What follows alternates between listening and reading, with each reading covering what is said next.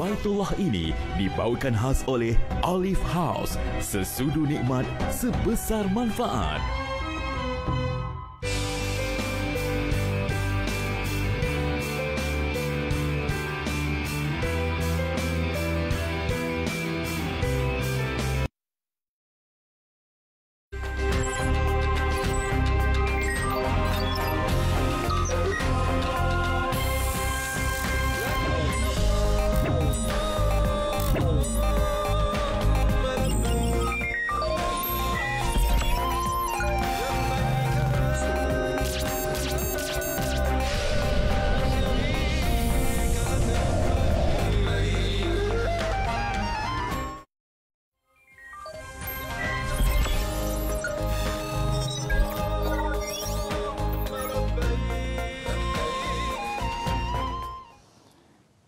أعوذ بالله من الشيطان الرجيم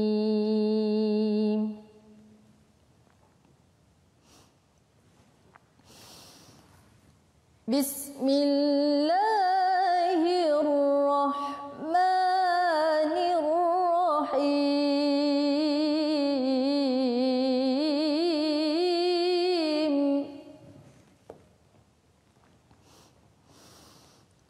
ولنبلونكم بشيء من الخوف والجوع ونقص من الأموال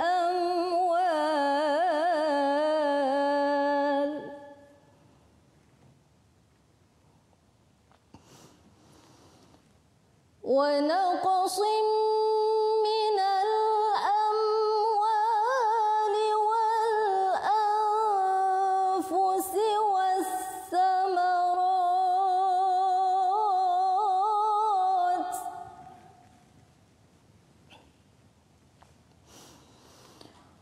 وبشر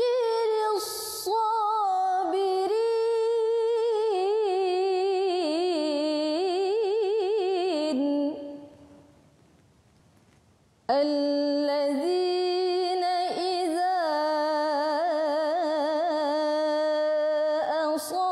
أصابتهم مصيبة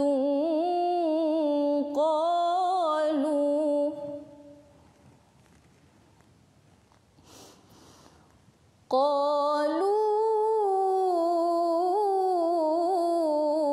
إنا لله وإنا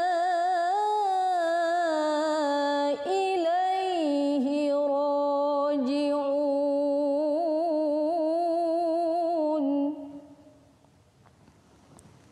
صدق الله العظيم.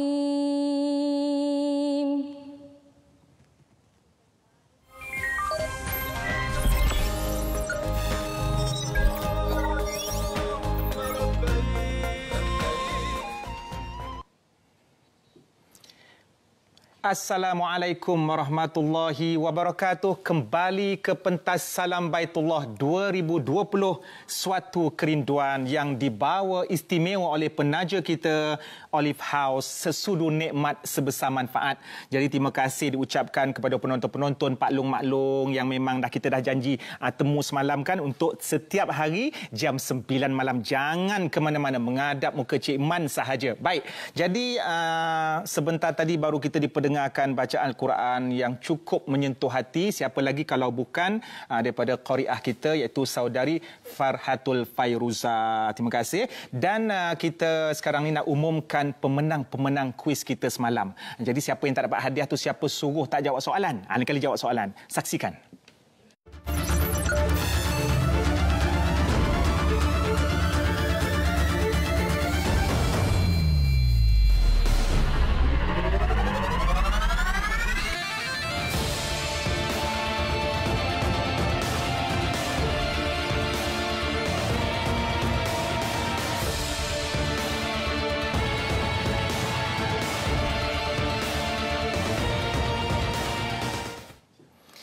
Tahniah kepada para pemenang dan seterusnya kita kembali ke Salam Baitullah 2020 suatu kerinduan. Baik, pada malam ini satu topik yang tidak kurang menariknya yang kita nak bincangkan, yang kita nak kupas pada malam ini iaitu Haji Mabrur versus Haji Mardud.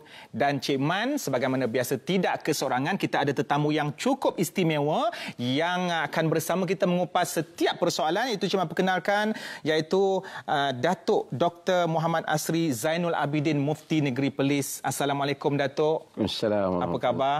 Alhamdulillah. Sihat ya? Terima kasih kerana sudi menerima undangan Salam Baitullah 2020 dan hari ini alhamdulillah kita telah pun menjejak ke hari yang ketiga dan tajuk yang kita pilih pada malam ini ialah berkenaan dengan Haji Mabrur versus Haji Mardud. Jadi Datuk, kita selalu dengar Haji Mabrur, minta dapat Haji Mabrur. Kadang-kadang orang pun boleh nilai yang ni dapat Haji Mabrur, yang ni tak dapat. Sebagaimana yang Nabi sebut dalam sebuah hadis yang maksudnya ialah Haji Mabrur itu tidak ada balasannya kecuali syurga. Jadi mungkin boleh Datuk kongsikan apa sebenarnya yang orang duk selalu sebut Haji Mabrur ni dan juga Haji Mardud dan apa kelebihannya? Okay, bismillahirrahmanirrahim. Alhamdulillah wassalatu wassalamu ala Rasulillah wa ba'd. Terima kasih Cik Man dan juga sidang penonton sekalian. Perkataan Haji Mabrur, perkataan ini ialah perkataan yang digunakan oleh Nabi. Oleh kerana Nabi SAW yang menggunakannya, maka kita para sarjana dan ataupun di dalam tradisi ilmu di dalam Islam, maka perkataan itu dicari dan diberikan definisi, dicari maknanya. Bukan kerana saja-saja orang wujudkan satu perkataan Haji Mabrur. Tak, dia datang melalui hadis Nabi SAW, termasuk hadis yang Cik Man baca tadi, di mana Nabi SAW menyebut al-umrah ila al-umrah kafaratun lima bainahuma wal hajjul mabrur laisa lahu jaza illa jannah. Umrah kepada umrah, pengampun dosa antara keduanya, dan Haji Mabrur itu tidak ada balasan untuknya melainkan syurga. Itu menyebabkan perkataan Haji Mabrur itu diangkat di dalam tradisi ilmu. Dan ada di sana ada lagi, kerana sahabat pernah tanya Nabi SAW, ayul a'mali afdal, amalan apa yang afdal? Nabi kata imanu billah wa rasulihi, iman pada Allah dan rasulnya. Thumma madza, kemudian apa? Nabi SAW kata jihadun fi sabilillah, jihad pada jalan Allah. Thumma madza, kemudian apa lagi? Tanya. Nabi kata hajjun mabrur. Di situ perkataan hajjun mabrur itu diguna. Oleh kerana Haji Mabrur ini diguna, dan tadi Cik Man sebut Haji Mardud. Walaupun kita tidak dapati perkataan Haji Mardud itu, tetapi kita fahamlah maksudnya itu nak lawan kepada yang mabrur itu. Mardud ni dalam bahasa Arab ditolak. Cumanya di dalam riwayat yang dhaif yang diriwayatkan oleh Imam Tabarani dalam Mu'jam, dia menyebut kata hajjuka mabrur ghairu ma'zur. Haji engkau itu mabrur dan ia tidak berdosa, macam tidak cacat. Maka para sarjana secara umumnya menyatakan Haji Mabrur itu pertama beberapa tarif. Antaranya Haji Mabrur ialah haji yang tidak diliputi yukhalituhul ma'sam, yang tidak diliputi dengan dosa, yang tak bercampur dengan dosa. Sebahagian mereka kata Haji Mabrur ialah haji yang diterima sepenuhnya oleh Allah Subhanahu Wa Taala. Apapun yang penting ialah Haji Mabrur itu ialah haji yang mana amalan haji itu diterima di sisi Allah Subhanahu Wa Taala dan haji itu disempurnakan dengan sebaik-baiknya. Itu maksud secara umumnya bagi perkataan haji mabrur. Yang itu yang Nabi kata tidak ada habuan untuknya melainkan syurga. Ya. Maknanya orang kata patutlah orang berebut sangat dengan haji mabrur ni kan. Maknanya syurga memang tak ada lagi dah orang kata balasan yang lebih tinggi dan lebih mulia daripada syurga. Okey Datuk, berkenaan dengan bila sebut tentang haji mabrur ni mesti ada syarat-syarat yang mesti dipenuhi untuk mendapatkan haji mabrur. Adakah orang kata nak bawa barang-barang yang banyak ke ataupun kita dapat shopping yang banyak di Mekah ke bawa balik menunjukkan kita mabrur. So apa syarat-syaratnya tu? Shopping pun tak salah kan. Balik balik barang pun tak salah. Cumanya nak dapatkan haji mabrur itu bukan itu syaratnya. Kadang-kadang macam-macam lah. Ada produk yang kata dengan ni dapat haji mabrur, dengan pergi dengan package dia dapat haji mabrur. Tapi itu dia tidak semudah itu. Saya cuba mengingatkan jamaah kita lah yang pergi haji. Amalan apa pun dalam agama, kita bukalah apa pun, syarat yang pertama bagi agama, bagi amalan soleh, pertama ikhlas kepada Allah. Ini yang penting. Apabila kita boleh mengikhlaskan diri pada Allah terhadap amalan kita, solat kena ikhlas, puasa kena ikhlas, haji pun kena ikhlas. Dan ramai orang perkataan ikhlas ni senang, saya nak sebut pun senang. Tapi untuk benar-benar ikhlas, sehingga taklah dia nak pergi haji kerana orang kampung dia kata dia tak pergi lagi, taklah kerana dia pergi haji. Tidak ada, semata-mata walillahi 'alan nasi hajjul bait man istata'a ilaihi sabila. Bagi Allah itu ke atas manusia tanggungjawab menunaikan haji bagi sesiapa yang mampu untuk melaksanakannya. Ini ikhlas. Okey. Yang kedua ialah benda tu hendaklah muwafaq atau muwafiqan lima jaa anin Nabi sallallahu alaihi wasallam. Hendaklah sama macam mana Nabi buat. Ini pun kadang-kadang masalah juga. Kita bukan sama macam mufti buat, bukan sama macam Cik Man buat, bukan sama macam mutawif bagi tahu. Tapi mesti sama macam Nabi buat. Jadi Nabi SAW itu adalah role model kita di dalam haji. Jadi kalau ada orang bagi taklimat haji, kita kena tanya, Nabi buat macam mana? Walaupun ada kelonggaran-kelonggaran yang tertentu yang Nabi bagikan dan keluasan tertentu, tetapi asasnya ialah mengikut haji Nabi SAW. Kerana Nabi kata dalam hadis yang diriwayatkan oleh Imam Muslim, masa Nabi buat haji sekali saja. Dan kemudian haji yang sekali itulah Nabi SAW mengingatkan umat Islam dan mengingatkan orang yang hadir dan mengingatkan kita umat Islam keseluruhannya. Nabi kata, ayyuhan nas khuzu anni manasikakum fa inni la adri la'alli la ahujju ba'da ami hadha. Dalam riwayat la arakum ba'da ami hadha, la alqakum ba'da ami hadha. Wahai manusia, ambil daripadaku cara haji kamu. Kerana aku tak tahu, barangkali aku tak jumpa kamu dah tak jumpa lepas haji ni, ataupun tidak akan ada lagi haji aku selepas pada tahun aku ini. Maka sebab itu, maka sangat penting untuk yang kedua itu kita pastikan bahawasanya haji kita mengikut amalan Nabi sallallahu alaihi wasallam. Yang berikutnya ialah hendaklah kepada rezeki yang halal, ataupun nafkah perjalanan itu nafkah yang halal. Iaitu ini bagi semua amalan lah. Kita makan, buka puasa ke kita apa, ini basic benda kita kena tahu. Innallaha tayyibun la yaqbalu illa tayyiba. Allah itu baik dan Allah tidak menerima melainkan yang baik. Jadi jangan sampai nak pergi haji, tak kiralah duit apa pun, duit tanah adik-beradik kita ke, duit tanah siapa ke, duit harta apa ke, nak dapat haji yang baik, hendaklah dengan cara yang baik. Rezeki yang ataupun sumber yang halal. Yang akhirnya untuk ringkas ialah yang itu lepas daripada amalan-amalan yang dilarang semasa haji. Wala rafas, wala fusuq, wala jidal.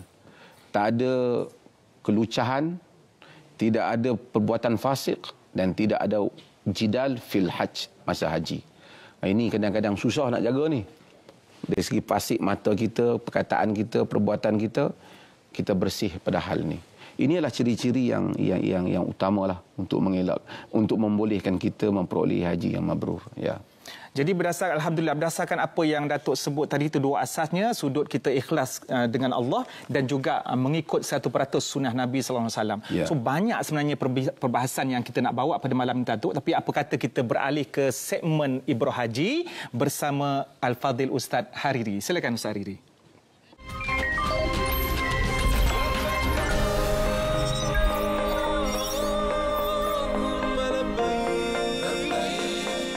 Assalamualaikum warahmatullahi wabarakatuh.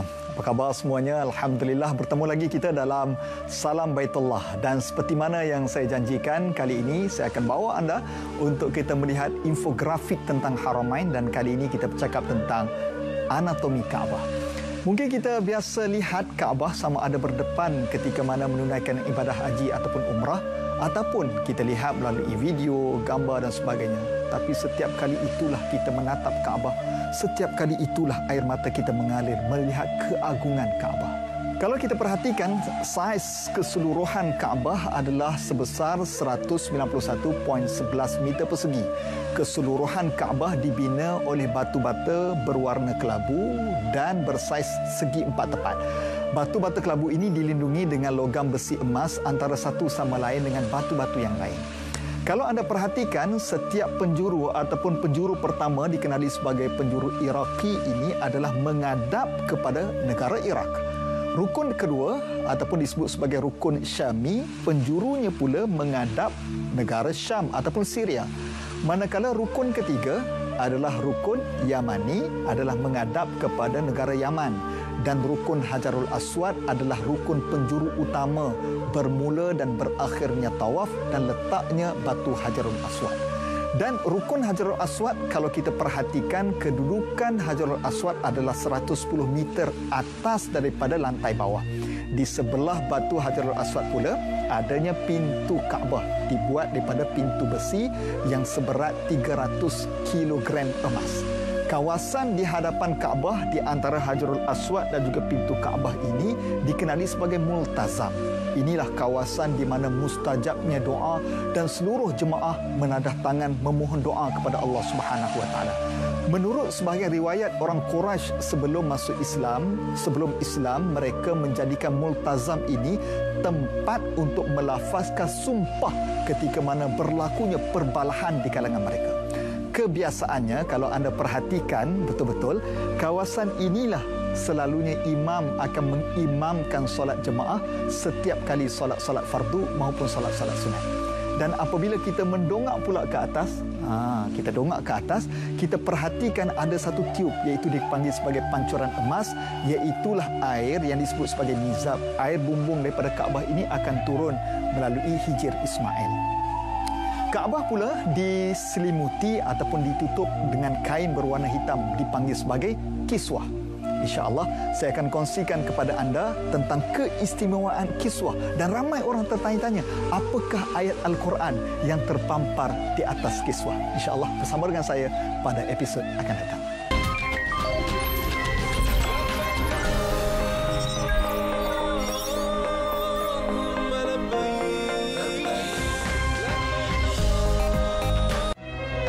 Olive House, sesudu nikmat sebesar manfaat. Mulakan hari keluarga anda dengan buat senaman. Ramai tanya, apakah rahsia nenek kekal ligat? Ini sebenarnya rahsia nenek dan keluarga kekal bersemangat. Dengan pati minyak zaitun asli Olive, sesudu pagi dan malam. sesudu nikmat sebesar manfaat. Olive House, sesudu nikmat sebesar manfaat.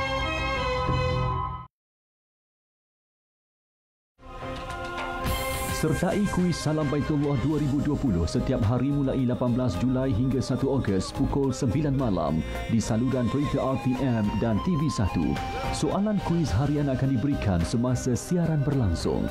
Seorang pemenang iaitu peserta yang menghantar jawapan dengan betul dan terpantas beserta 5 kata kunci program terkumpul akan menerima barangan tajaan penaja Olive House bernilai RM200. Hantarkan jawapan anda di pautan yang akan diberikan dalam siaran langsung dan Facebook Salam Baitullah sebaik soalan disiarkan. Sertakan nama penuh, nombor kad pengenalan, alamat dan nombor telefon anda. Semua hadiah tidak boleh ditukar dengan wang tunai. Pemenang akan dihubungi oleh pihak penaja. Teruskan menjadi penonton setia Salam Baitullah setiap hari mulai 18 Julai hingga 1 Ogos 2020 pukul 9 malam di saluran berita RTM dan TV1. Layari Facebook Salam Baitullah bagi mengetahui terma dan syarat penyertaan.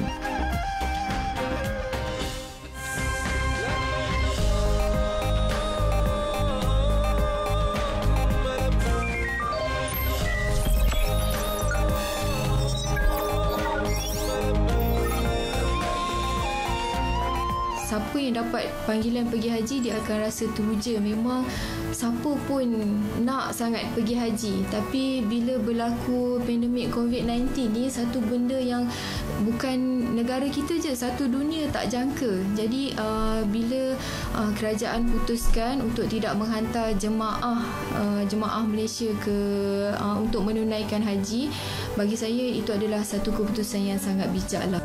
Sebenarnya dari segi perasaan tu memang bercampur aduk. Bercampur aduk maksudnya memang kita teruja sangat nak pergi tunaikan haji tahun ni. Tapi disebabkan oleh pandemik ni kan, COVID ni, jadi kita pun rasa takut lah. So sama ada kita patut pergi ataupun tidak. Alangkah ruginya kita kalau di usia kita sihat dan sebagainya dan kita ada kemampuan tetapi kita tidak menjejak kaki kita di Baitullah dan mengerjakan haji.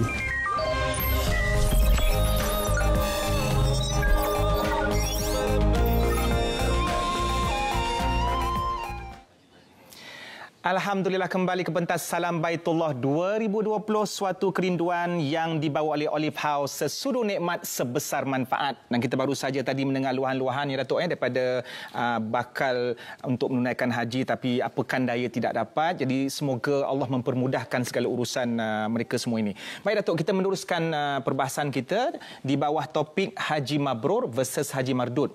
Sebagaimana tadi Datuk ada sebut tentang perbuatan fasik, perbuatan yang tidak bagus, akhlak yang tidak bagus. Kita teringat satu hadis, man hajja lillah falam yarfuth walam yafsuq raja'a kayaumi waladhu ummuh. Maknanya siapa yang menunaikan haji tidak melakukan orang kata sebarang kerosakan, tidak buat benda-benda yang tidak bagus, maka dia kembali ke tanah airnya seolah-olah pada sebagaimana hari yang dia dilahirkan. Maknanya tidak ada dosa, bersih. Jadi Datuk, kadang-kadang ada sebahagian daripada masyarakat ataupun manusia ni dia melakukan perkara yang berunsur khurafat, ya? Cari tiang yang ada jin, bawa balik tanah supaya nanti bila balik ke tanah air dipijakkan kepada bayi akan hidupnya dengan baik, tidak ada malang. Jadi adakah perbuatan-perbuatan ini boleh dikategorikan di bawah kategori fusuk sebagaimana yang disebut dalam hadis? Terima kasih.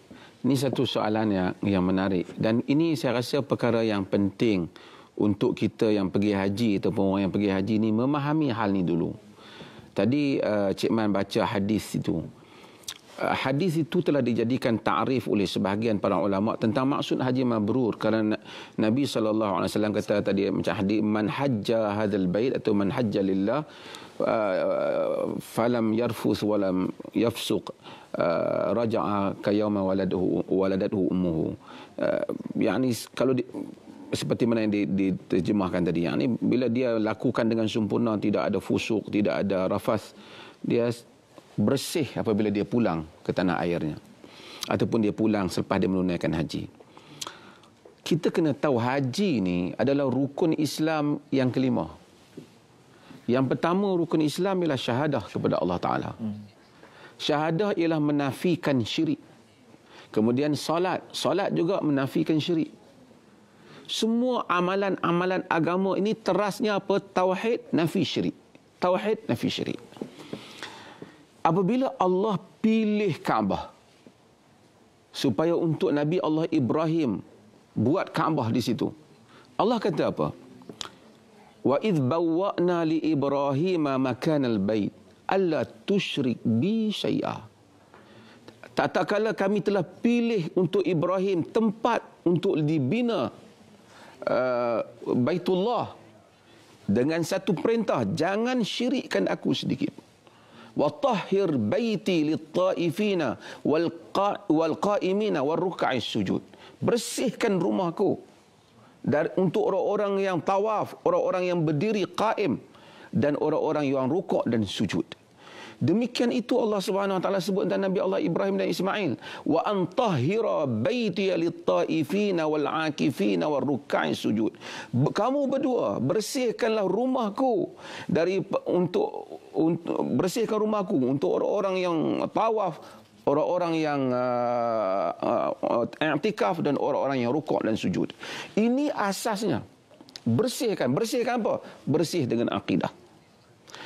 Oleh kerana haji ni kalau tidak begitu dipahami, kalau kita ambil diri kita orang luar, bukan orang Islam lah, kita baca di dalam Quran, Islam ni anti syirik, iconoclash Islam ni, anti keberhalaan. Tapi bila kita tengok haji tu, kalau kita tak betul faham, nampak macam puja batu lah, sehari ambil batu pula baling, lepas tu baling juga pada batu, kemudian tawaf batu, pegang batu. Kalau dia masuk Islam, dia tak faham, ataupun dia dapat taklimat yang salah mengenai haji, akhirnya dia tersasar daripada akidah Islam yang sebenar tentang haji. Sebab itu Sayyidina Umar bin Khattab radhiyallahu an, kata Abu Sa'id Al-Khudri apabila meriwayatkan tentang Umar bin Khattab, pada haji, apabila pada awal pemerintahannya dia masuk sebagai khalifah, masuk dan dia berdiri di hadapan Hajarul Aswad, dia kata, ya Hajar, inni la a'lam annaka la tanfa' wa la tadur laula ra'aitu Rasulullah sallallahu alaihi wasallam yuqabbiluk ma qabbaltuk. Wahai batu Hajarul Aswad, aku tahu kau tidak memberi manfaat dan mudarat. Jika tidak kerana aku melihat Rasulullah menciummu, nescaya aku tidak mencium. Islam tidak memuja batu itu. Sebab itu dalam sejarah Islam, Hajarul Aswad pernah dicuri oleh Qaramitah. Hampir 20 tahun lamanya.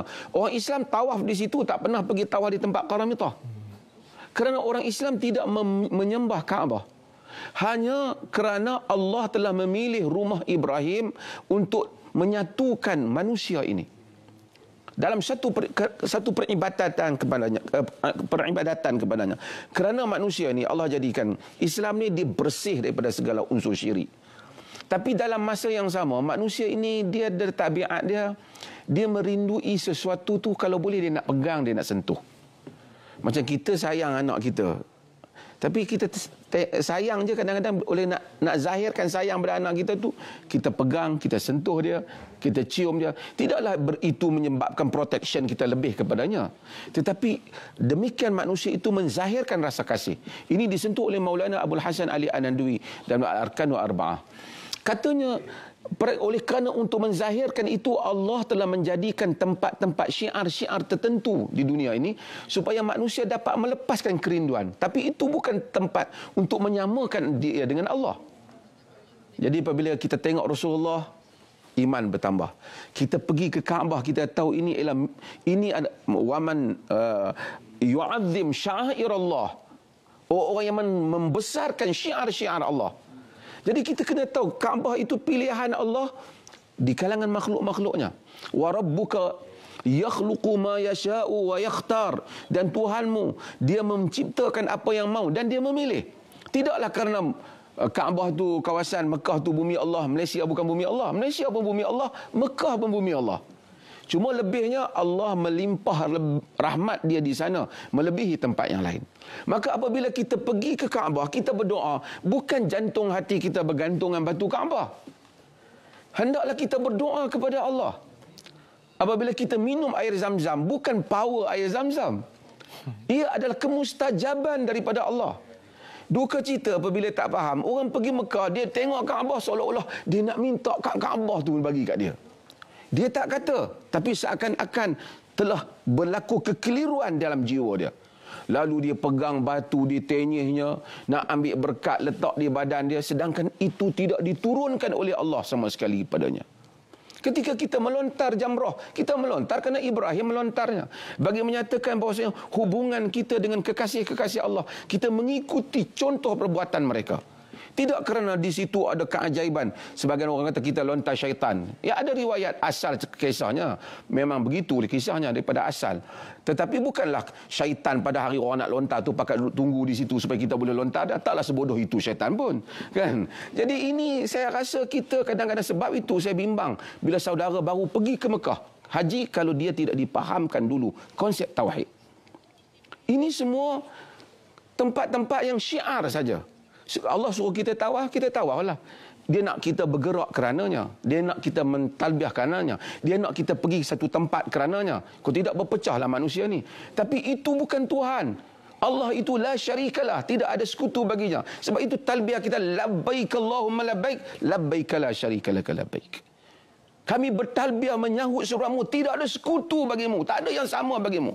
Jangan akhirnya kita pergi sama dengan Kaabah tu pula. Hatta kalau Kaabah itu pecah pun, tetap orang Islam bertawaf di tempat yang sama. Kerana kita tidak menyembah batu. Yang jadi keliru yang khurafatnya, apabila dia tengok, oh, ini air pancur ni kalau turun nanti jadi sekian. Tiang ni kalau pegang jadi sekian. Seolah-olah pada batu-batu itu sudah ada satu kekuasaan. Yang ini yang sebenarnya nak dielakkan oleh Nabi.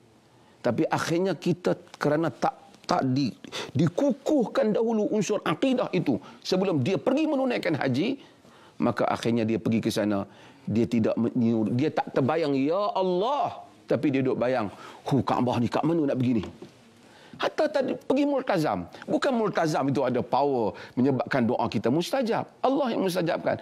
Cumanya di situ dalam sebahagian riwayat Ibnu Abbas dan seumpamanya menunjukkan tempat-tempat yang dipilih oleh Allah yang dilebihkan rahmatnya dibanding tempat lain. Macam kita setiap malam ciptaan Allah. Malam Lailatul Qadar dilebihkan rahmatnya. Maka kita membanyakkan doa. Di Kaabah dilebihkan rahmatnya, kita membanyakkan amalan di situ. Jangan sampai kita yang pergi haji ini dah keliru antara Allah dan Baitullah. Dan akhirnya kita akan tersasul seperti mana tersasul ajaran-ajaran yang salah. Jadi walaupun Datuk walaupun kita pergi ke Mekah tu seolah-olah macam kita rasa kita lebih dekat dengan Allah Subhanahu Wa Taala, tapi maknanya hati itu memang kita berperang dengan orang kata antara tauhid ataupun dengan budaya-budaya yang dicipta oleh manusia sendiri. Maka ilmu jika kita jelas tauhid kita tak akan rasa, kita tak ada masalah. Kita melihat Kaabah, kita merasai ini adalah kebesaran sejarah bahawa kita bukan orang yang pertama menyembah Allah. Nabi Allah Ibrahim di sini sejarahnya. Betul. Dan kita mengikuti rentak dan tingkah laku Nabi itu. Tak adalah kita duk fikir ini Kaabah ni nak pegang. Ada kalau negara lain lah, Malaysia ni kurang sikit lah. Ambil serban, tenyeh dia di Kaabah tu, simpan dia, nanti nak bawa balik. Ini semua akhirnya kita terjatuh dalam khurafat yang tak diajar oleh Nabi SAW. Jadi maknanya Tok jelas ilmu dekat situ yang akan menentukan antara konsep tauhid ataupun... Ya, konsep tauhid ditegakkan, barulah kita pergi menunaikan haji. Sangat menarik Tok dan banyak sebenarnya perbincangan dan apa dah kata Tok, kita berhenti rehat seketika. Jangan ke mana-mana, kembali semula ke Salam Baitullah 2020, suatu kerinduan.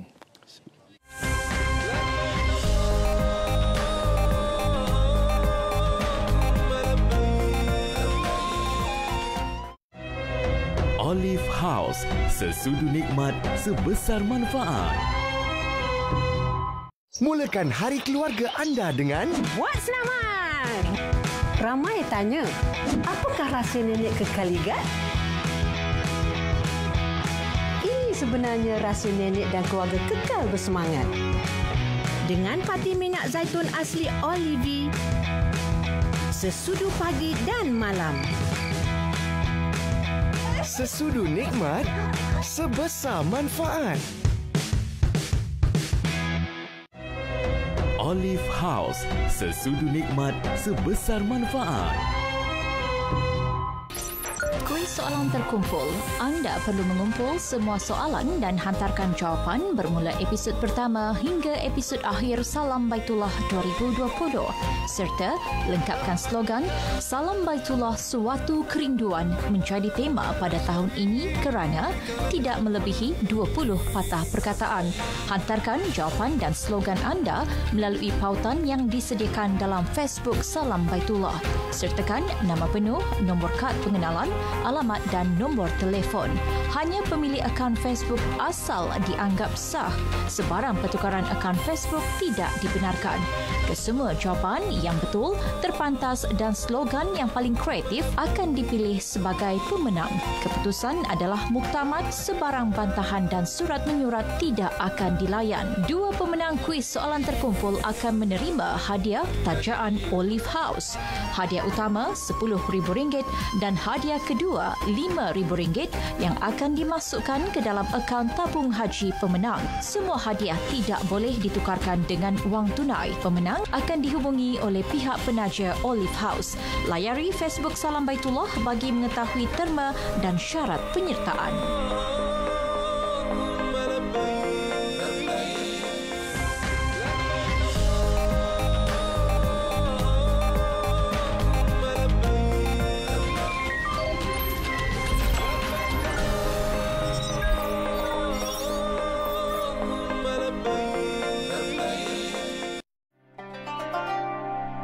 Terusan ini dibina kira-kira 1,400 tahun dahulu. Ia adalah hasil dari inisiatif seorang wanita hartawan, Siti Zubaidah binti Jaafar. Siti Zubaidah merupakan isteri kepada Khalifah Harun Al-Rashid. Idea untuk membina terusan tersebut terdetik apabila mendapat tahu bahawa penduduk di Mekah menghadapi masalah kekurangan air ketika mengerjakan haji pada tahun 186 Hijrah. Mereka memulakan kerja-kerja tersebut dengan menyambungkan mata air dari gunung-gunung di sekitar Mekah. Projek ini menelan belanja $1,700,000 dinar.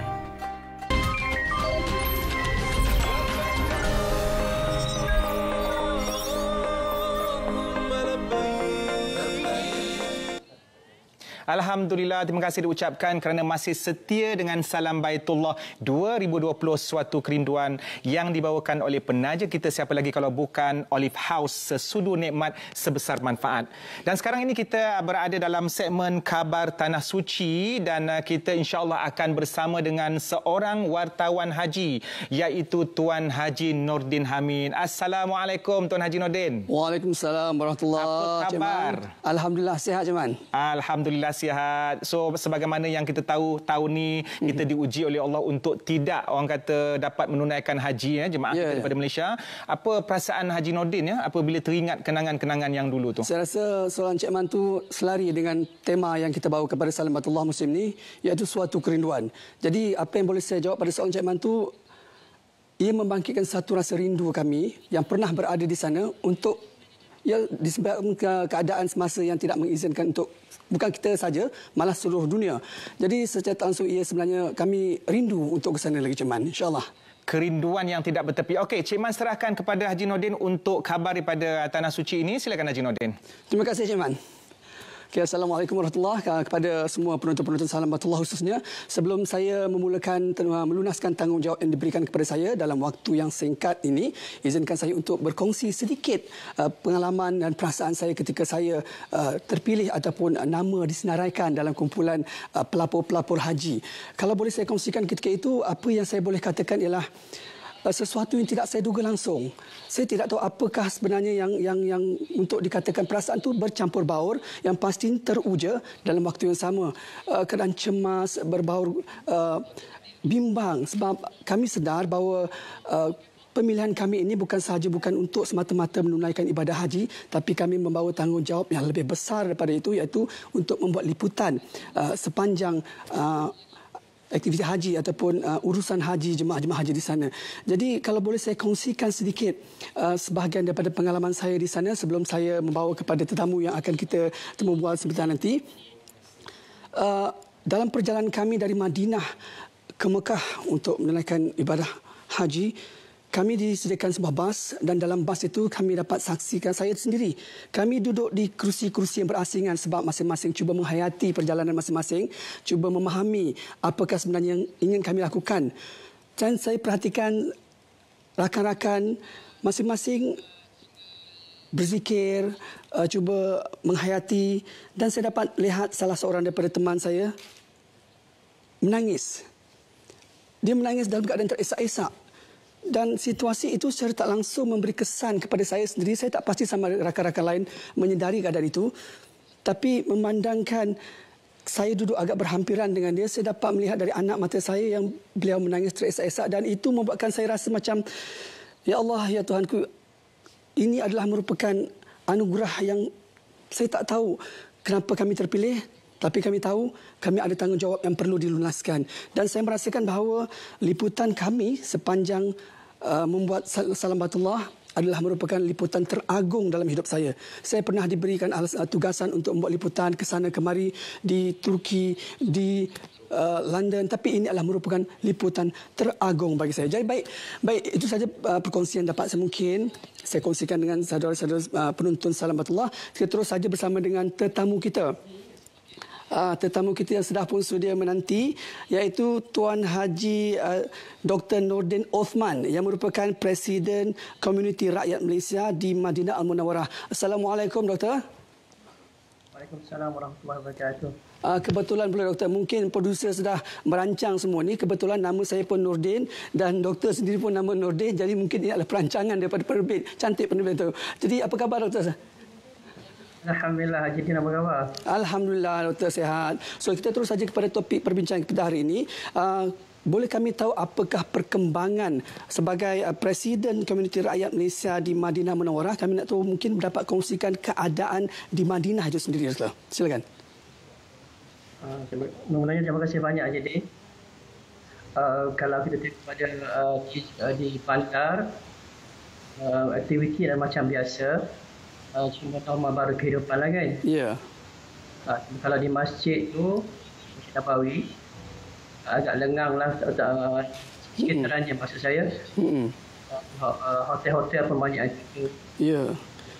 Dan kedai pun tak banyak. Dalam satu bangunan tu mungkin ada satu saja kedai masjid. Kita boleh cuba macam tu saja. Baik Doktor, dalam keadaan biasa, musim-musim haji begini, Masjid Nabawi merupakan antara lokasi yang menjadi tumpuan para jemaah haji. Jadi dalam keadaan sekarang ni, di mana situasi COVID ni, bagaimana keadaan di Masjid Nabawi itu sendiri? Adakah masih dipenuhi dengan jemaah-jemaah haji atau macam mana keadaannya? Pada hari-hari biasa, masjid agak lengang lah. Cumanya pada hari Khamis, malam Khamis, dan hari Jumaat, hari Sabtu pagi, alhamdulillah ramai juga. Waktu solat hari Jumaat, waktu maghrib dan isyak hari Jumaat yang lepas, jemaah sampai ke dataran juga.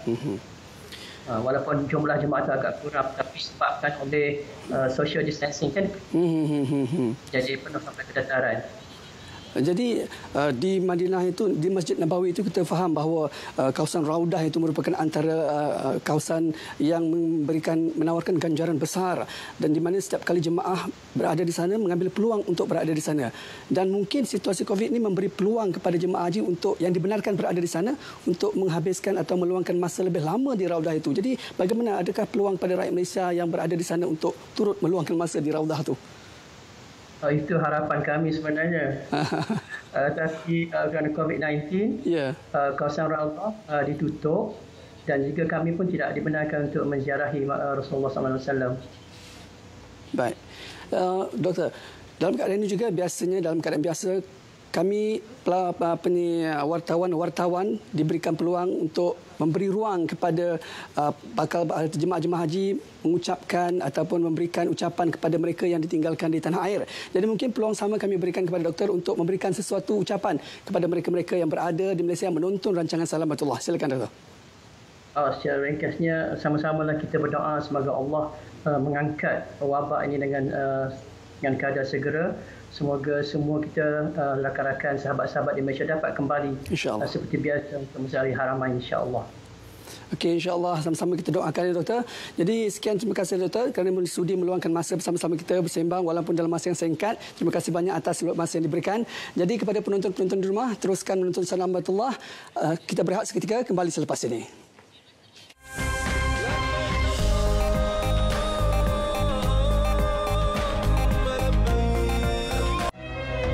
Olive House, sesudu nikmat sebesar manfaat. Mulakan hari keluarga anda dengan Buat selamat. Ramai tanya, apakah rahsia nenek kekal ligat? Ini sebenarnya rahsia nenek dan keluarga kekal bersemangat. Dengan pati minyak zaitun asli Olive, sesudu pagi dan malam. Sesudu nikmat, sebesar manfaat. Olive House, sesudu nikmat, sebesar manfaat.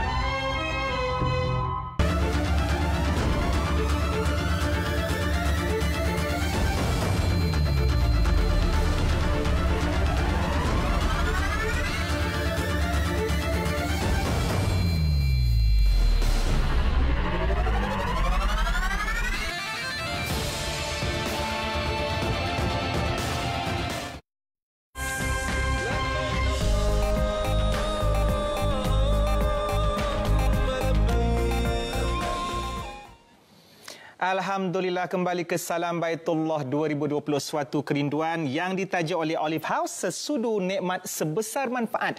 Jangan ke mana-mana, kita sejam aja. Jangan nak pergi tukar channel ke, nak pergi main takraw ke, jangan. Duduk sini menghadap Cik Man dengan tetamu istimewa kita, Mufti Perlis. Jadi Datuk, kita meneruskan perbahasan kita tentang Haji Mabrur versus Haji Mardud. Jadi bila dah tambah Mardud ni, lagi banyaklah perbahasan dia. Ya. Okey Datuk, mungkin Datuk boleh kongsikan sebagai pedoman kita semua, contoh-contoh yang baik yang ditunjukkan oleh golongan salafus soleh ketika mereka melaksanakan ibadah haji ini. Cerita haji, banyak cerita haji kan. Cuma sebab saya cerita hak salafus soleh tu, saya nak perbetul cerita orang kita dulu. Orang kita ni kadang-kadang bila dia pergi haji, dia suka juga buat cerita-cerita kan. Walaupun sebahagian cerita itu tidaklah bukanlah satu cerita istimewa, kadang-kadang ialah satu kejadian biasa. Kasut dia hilang ke apa, biasalah, pergi juta orang kan. Tapi kalau kita nak baca cerita, kita baca cerita salafus salih. Cerita-cerita ni bukan cerita keajaiban, tapi cerita bagaimana mereka mengamalkan maksud tadi, sunnah Nabi SAW ketika haji. Kita ada cerita yang tadi saya sebut, Umar bin Khattab pergi kepada Hajarul Aswad. Dan kita juga kena tahu, ramai orang ada tahu cerita Uwais Al-Qarani. Uwais Al-Qarani ialah orang yang Nabi SAW sebut dan ingatkan para sahabat tentang wakil seorang daripada Yaman yang bernama Uwais, yang dahulunya dia ada sopak, kemudian sopaknya telah hilang, yang sangat baik kepada ibu-ibunya. Sayyidina Umar bin Khattab, apa dia buat? Setiap kali haji, dia akan cari bila ada perwakilan daripada Uwais, daripada Yaman, dia akan tanya, afikum Uwais, adakah di kalangan kamu Uwais? Itu bagaimana Umar bin Khattab memanfaatkan haji supaya dapat bertemu dengan orang-orang yang saleh. Kerana dalam hadis Nabi SAW, Nabi bagi tahu kalau jumpa dengan Uwais ni, kalau dia boleh an yastaghfira lak faf'al. Jika kamu boleh minta supaya dia minta Allah ampunkan dosa kamu, suruh. Lakukannya. Umar lakukan semasa masa haji. Dan itu apabila kita pergi haji, kita buat contoh-contoh yang baik seperti itu.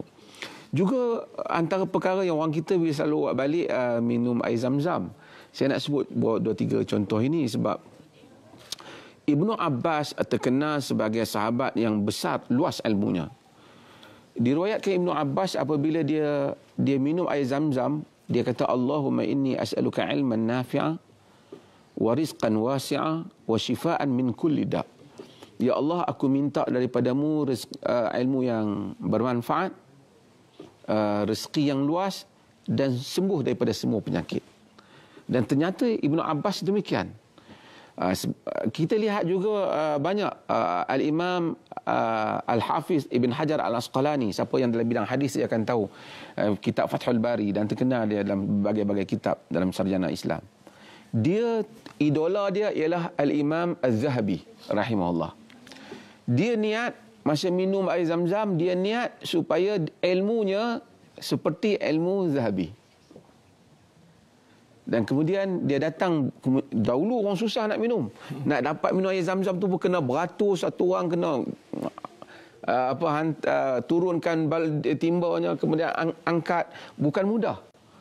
Tapi mustajab Ibnu Abbas, Al-Imam Al-Hafidh Ibn Hajar Al-Asqalani, ilmunya melebihi seperti Az-Zahabi, bahkan selepas itu melebihi Az-Zahabi. Dia datang kemudian dia minta melebihi Az-Zahabi.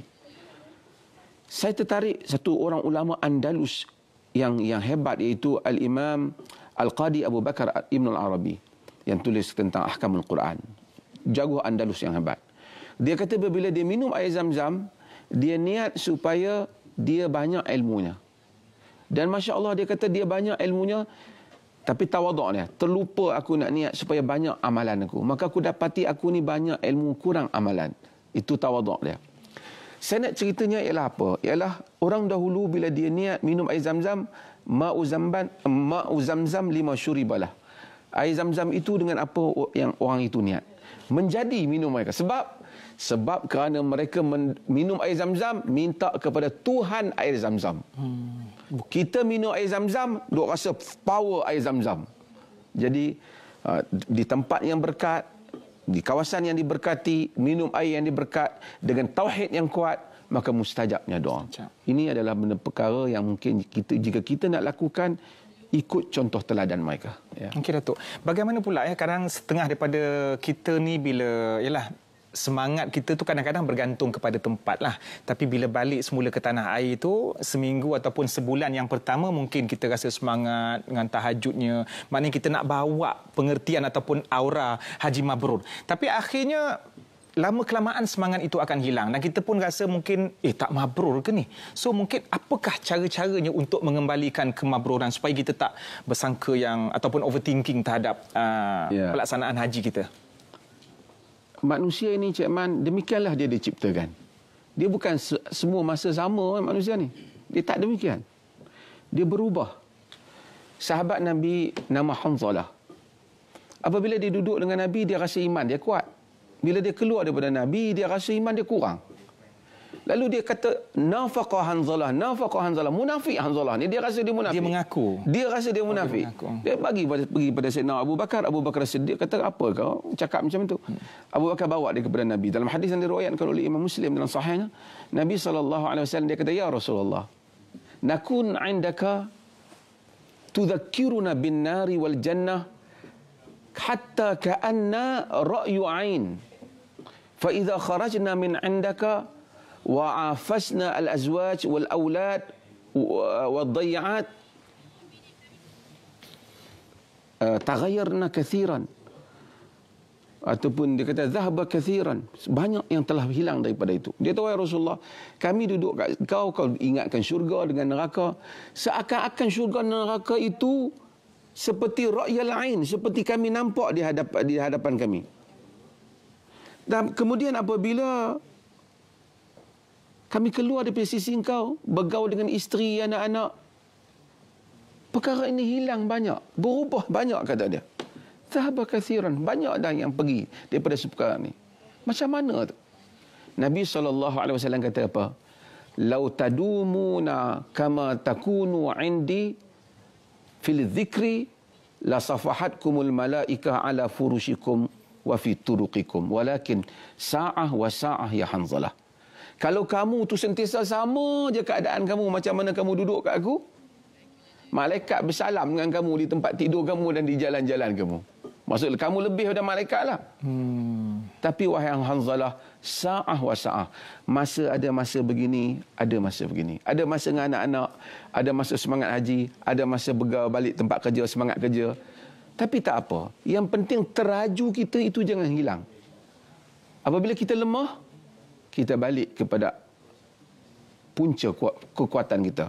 Sebab itu kita bukan saja haji, kita ada salat, kita ada Ramadan. Kita ada apa? Kita ada pergi pula haji.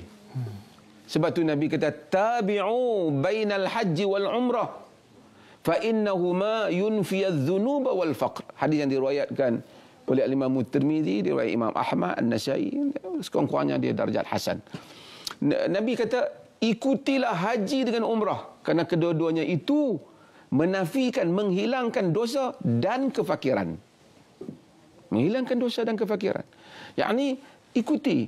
Sebab itu dalam hadis yang Cik Man baca yang awal tadi kan al-umratu ila al-umrah kafaratun lima bainahuma. Umrah dengan umrah dia memadamkan dosa antara keduanya. Jadi bila dah balik Malaysia lama setahun, iman kurang, biasa. Al-iman yazid wa yanqus. Bukan saya suruh iman tu kurang, tapi itu adalah realiti. Kerana sebab itu orang hadirnya kuliah, hadirnya dengar kuliah, hadirnya solat, hadirnya amalan soleh yang lain. Ni datang musim ni kita tak pergi umrah, tak pergi Mekah tahun ni haji. Kita ada 10 yang awal Zulhijjah. Semua amalan-amalan ini mengembalikan kita pada paksi kekuatan. Dan turun naik iman adalah biasa, tetapi semasa kita melakukan satu amalan soleh seperti haji, kita buat sepenuhnya seperti yang diminta oleh Nabi SAW. Jadi kalau macam ada seseorang tu rasa dia macam tak sempurna dan dia nak buat balik Datuk, so apa pandangan Islam tentang tu? Bagus apabila satu orang rasa dia tak sempurna. Maknanya dia kena buat baliklah haji kita tu. Sentiasa bila kita solat, kita rasa kekurangan kita di hadapan Tuhan. Bila kita puasa, kita rasa kekurangan kita di hadapan Tuhan. Apabila kita haji, kita rasa kekurangan. Bukan kita buat untuk qada balik. Untuk sentiasa mempersembahkan yang terbaik kepada Tuhan. Para penyair kata, "Idza tamma syai'un bada naqsuhu taraqqa bizawal idza qila tamma." Apabila sempurnanya sesuatu binaan itu, nampaklah cacatnya. Tunggulah kemusnahan apabila dikatakan ia telah sempurna. Maka sebab itu, maka apabila kita buat solat, kita rasa sebab tu pas kita solat, Assalamualaikum warahmatullahi, Assalamualaikum warahmatullahi, apa kita buat? Astaghfirullah, astaghfirullah. Sebab apa? Sebab kita rasa kita kurang. Tapi kalau kita balik haji, aku haji perfect baru ni. Itu kurang bagus. Maknanya itu ada positifnya, kita rasa kesempurnaan. Okey Datuk, kita semakin berada di tirai penghujungnya, tapi sebelum tu kita saksikan promo ini untuk mengetahui apakah pengisian istimewa kita untuk Salam Baitullah esok hari. Saksikan VT ini.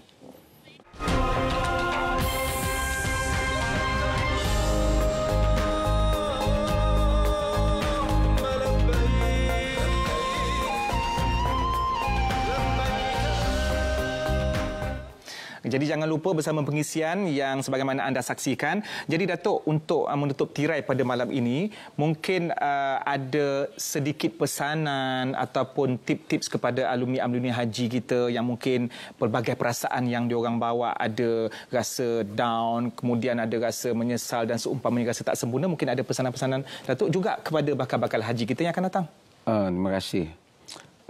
Kalau saya boleh sikit, kerana kita tahu tahun ni kita buat keputusan, atau dalam mesyuarat mufti-mufti pun kita buat keputusan bahawasanya untuk mengelakkan COVID ni, kita tak pergi haji tahun ni. Tetapi kita masih ada satu peluang yang besar. Nabi kata, "Ma min ayyam al-amalu salih fihinna khairun min hadhihi al-ayyam atau ahabba ila Allah min hadhihi al-ayyam." Tidak ada hari-hari yang mana amalan soleh dalamnya lebih baik daripada hari-hari ini, iaitu 10 awal Zulhijjah.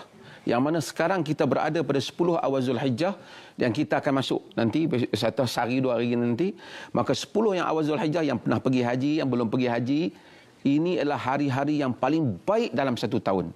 Maka banyakkanlah amalan soleh di dalamnya. Walaupun tak dapat pergi haji tahun ini, walaupun yang belum cukup nak pergi haji pada tahun hadapan, 10 awal Zulhijjah amalan soleh yang terbaik yang patut kita lakukan. Terima kasih diucapkan kepada Datuk. Kita telah pun berada di penghujung rancangan Salam Baitullah 2020 Suatu Kerinduan. Terima kasih banyak-banyak diucapkan kepada Sahibu Samaha, Mufti Perlis, Datuk Dr. Muhammad Aziz Zainal Abidin atas perkongsian cukup menarik pada malam ini. Jangan lupa esok kembali ke hari yang keempat yang ke mana-mana. Salam Baitullah 2020 Suatu Kerinduan yang dibawa istimewa oleh penaja kita Olive House, sesudu nikmat sebesar manfaat. Untuk itu kita mengakhiri slot dan juga Salam Baitullah kita pada malam ini. Assalamualaikum warahmatullahi wabarakatuh.